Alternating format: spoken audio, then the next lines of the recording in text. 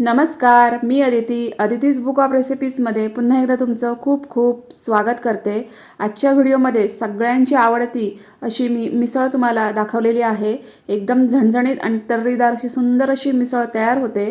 आपण मिसळ बाहेर बऱ्याच वेळा खातो, पण तुम्ही जर अशा पद्धतीमध्ये घरी बनवली तर ती तुम्ही बाहेरची पण मिसळ खायला विसराल, इतकी सुंदर मिसळ ही तयार होते। मिसळ हा तसा सगळ्यांचाच आवडीचा पदार्थ आहे। एकदम जेव्हा आपल्याला एखादं झणझणीत चमचमीत खावंसं वाटतं त्यावेळी मिसळ हा एक उत्तम पर्याय आहे। जेव्हा संध्याकाळच्या जेवणाचं कधी आपण रेग्युलर रोजचं जेवण खाऊन कंटाळतो, तर त्यावेळी मिसळ तुम्ही करू शकता। रेसिपी मी तुम्हाला नीट समजावून सांगितलेली आहे, त्याच्यामुळे व्हिडिओ शेवटपर्यंत बघा। आणि तुम्ही जर माझं चॅनल पहिल्यांदा बघत असाल तर नक्की सबस्क्राईब करा। सबस्क्रिप्शन एकदम मोफत आहे। अगदी लहान मुलांपासून मोठ्यांपर्यंत सगळ्यांना ही मिसळ आवडते।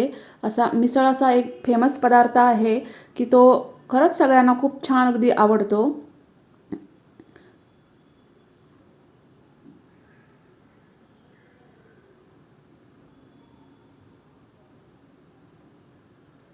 चला तर आता रेसिपीला सुरुवात करूया।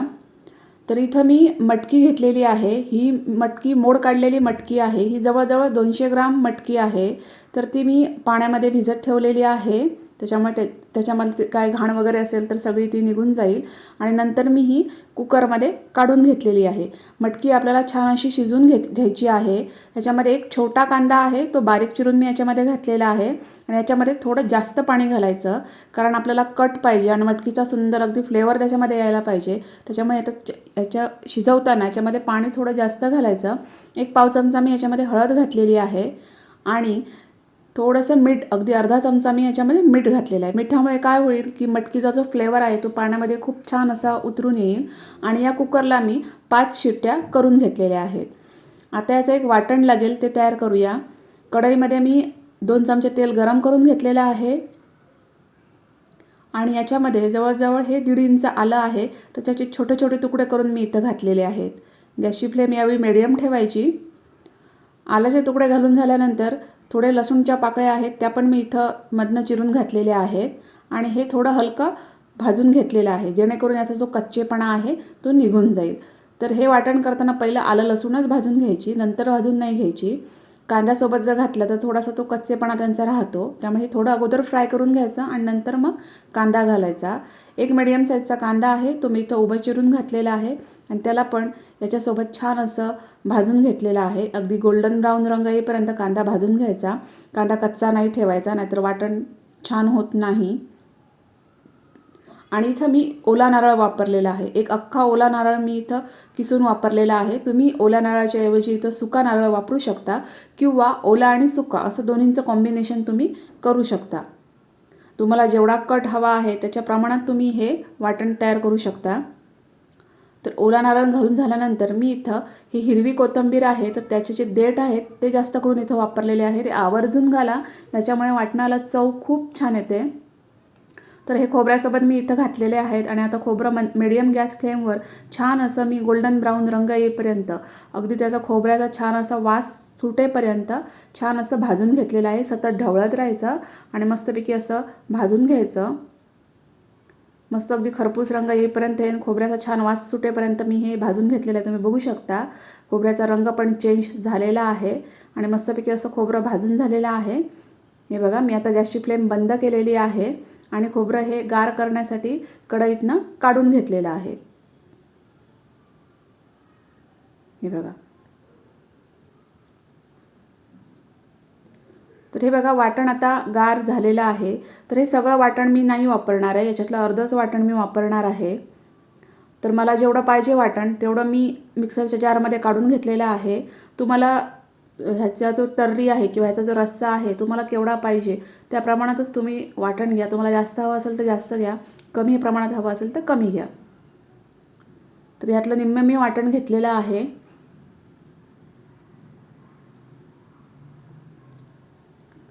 आणि याच्यामध्ये मी थोडं पाणी घातलेलं आहे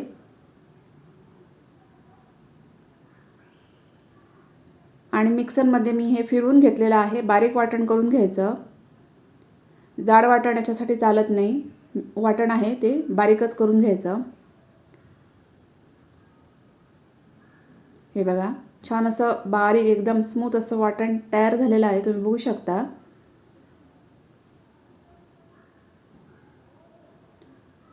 आणि हे बघा, कुकरला 5 शिट्ट्या झालेल्या आहे. कुकर आता गार झालेला आहे आणि मटकी आपली छानपैकी अशी शिजलेली आहे, तुम्ही बघू शकता. हळद पण पहिल्यांदाच घातलेली आहे, त्याच्यामुळे पुढे जी मिसळ आहे ती खूप छान तयार होते. आता मिसळ करायला घेऊया. कढईमध्ये मी तेल गरम करून घेतलं आहे. जवळजवळ 1 वाटी मी इथं तेल घेतलेलं आहे. मिसळ करतो आहे म्हणून तेल थोडं जास्त वापरायचं. आणि याच्यामध्ये मी 10-12 लसणाच्या पाकळ्या आहेत त्या ठेचून घातलेल्या आहेत. ह्या आवर्जून घाला, याच्यामुळे मिसळीची चव आहे ना ती खूप छान येते. त्यामुळे ठेचलेला लसूण हा नक्की वापरा. तर तेलामध्ये थोडा लसणाचा वास येईपर्यंत लसूण जो आहे तो तेलामध्ये परतवून घ्यायचा. आणि हे बघा, याच्यामध्ये मी 2 मोठे चमचे इथं काश्मीरी लाल मिरची पावडर किंवा बेडगी मिरची पावडर घातलेली आहे. ही पण आवर्जून घाला, त्यामुळे तर्री एकदम लाल अगदी सुंदर अशी दिसते. ती तेलामध्येच ही मिरची पावडर घाला आणि मिरची पावडर परतवून झाल्यानंतर लगेच याच्यामध्ये वाटण घाला. यावेळी मात्र गॅसची फ्लेम स्लो ठेवा. नंतर मग मी याच्यामध्ये हा कांदा लसूण मसाला वापरलेला आहे 2 चमचे आणि 2 चमचे मी हा माझा घरगुती मसाला वापरलेला आहे. कांदा लसूण मसाला पण अगदी आवर्जून वापरा. मिसळ म्हटल्यानंतर कांदा लसूण मसाला हा वापरायचा, त्याने खूप छान टेस्ट येते. मी तर घरगुती मसाला वापरला आहे. तुम्ही तुमचा कुठलाही घरगुती मसाला वापरू शकता किंवा थोड्या प्रमाणामध्ये गरम मसाला पावडर पण इथं वापरू शकता. आता मी हे वाटणामध्ये छान असं एकत्र करून घेतलेलं आहे. गॅसची फ्लेम आता स्लो आहे आणि हे जे वाटण आहे ते छान अगदी तेल सुटेपर्यंत आपल्याला परतवून घ्यायचं आहे. तर हे बघा, गॅसची फ्लेम मिडियम ठेवली आणि सतत ढवळत राहिली आहे मी आणि मस्तपैकी वाटण्याला आता हे तेल सुटलेलं आहे. आता मी याच्यामध्ये कुकरमधली ही मटकी घातलेली आहे. गरम गरमच मटकी घालायची, मटकी गार करून नाही घालायची. कुकर थंड झाला की लगेच याच्यामध्ये ओतायचा, कारण आपल्याला चांगली तर्री पाहिजे. तर तर्रीसाठी वाटणामध्ये जेव्हा आपण ही मटकी ओततो ती गरम असेल तर त्याचं गरम पाण्याचा खूप फायदा होतो, तर्री खूप छान येते. आणि त्याच्यानंतर मी याच्यामध्ये गरम पाणी ओतलेलं आहे. तुम्हाला मिसळ कितपत पातळ पाहिजे त्या प्रमाणात तुम्ही याच्यामध्ये पाणी ओता. आणि हे छान असं मी एकत्र करून घेतलेलं आहे.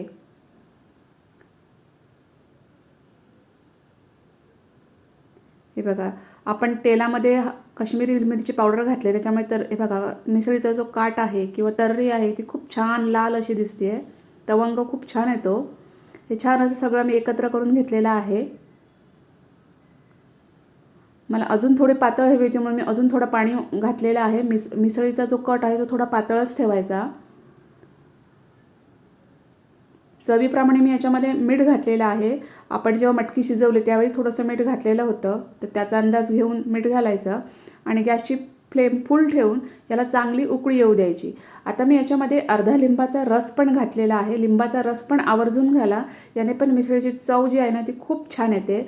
आणि याला एक दणकून चांगली उकळी येऊ द्यायची, 1-2-3 मिनिटासाठी चांगली उकळी येऊ द्यायची.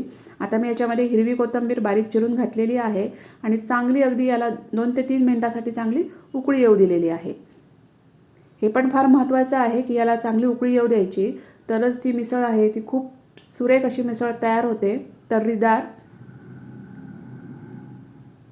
हे बघा, छान असं मी याला उकळ काढून घेतलेली आणि तुम्ही बघू शकता मस्त असा वरचा जो कट आहे तो तयार झालेला आहे आणि खूप सुंदर अशी ही मिसळ आता तयार झालेली आहे. तुम्ही बघू शकता घरच्या घरी आपण ही सुंदर अशी अशा प्रकारची मिसळ बनवू शकतो. तर व्हिडिओ कसा वाटला ते कमेंट्समध्ये नक्की सांगा. व्हिडिओ आवडला असेल तर लाईक करा, शेअर करा. थँक्यू.